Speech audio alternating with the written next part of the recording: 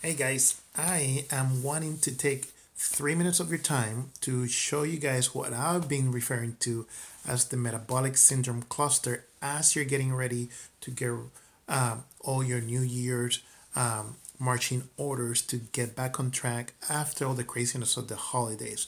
So, real quick with the metabolic syndrome, I'm losing a little bit of light here.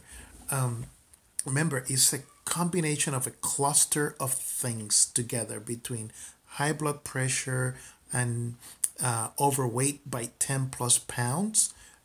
Is kind of a sneaky way that before you know it, you're dealing with this metabolic, especially if you're taking any sort of supplements, steroids, or even HRT. Okay, so before I change my screen with you, not that one, but before I share my screen with you, I want to show you guys two of the tools that I recommend for you to grab on. This one you can get it at Michael's, believe it or not. It's a measuring tape. And as you know, it's all about the girth differentiation between your girth and your waist. Okay, so I'm gonna share with you guys here the what is called the BMI chart real quick. There's the BMI chart.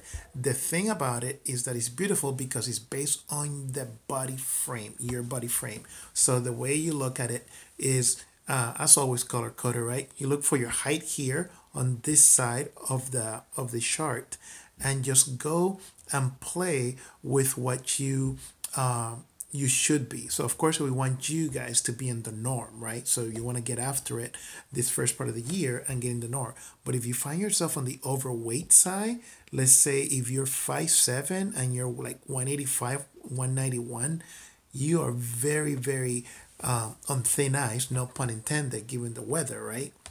But you really need to get after it.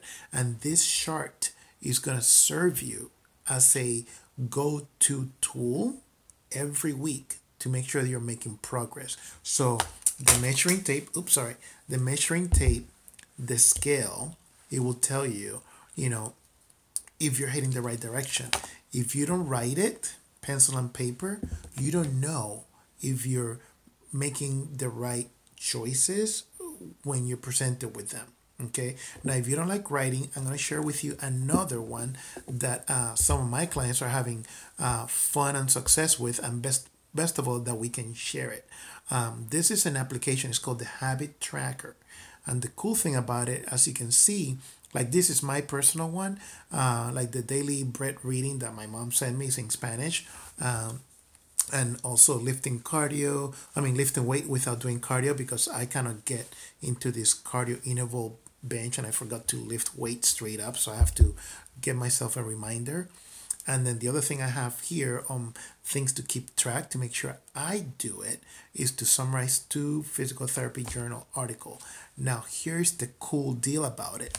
When you do, excuse me, when you're doing this, you can set it up and give yourself, you keep track, and then you literally see how much you accomplish, because it's all about being compliant to what you actually are going to be working on. So if you're going to say, and this typically with water, let's say, for example, if somebody asks you, are you drinking enough water? You're likely to say, yeah, I'm drinking enough water. Now, if that person asks you how much water, how many ounces did you drink, you are very like 97% likely to say, well, I drink more than a cup. I drink like 2 pints, but it's nice to have physically and visually a way to track, to know exactly what you're doing and what you're not doing. So whenever you need to sit down and make adjustment to move forward in the right direction, you have it. So this is the second tool, or the third tool.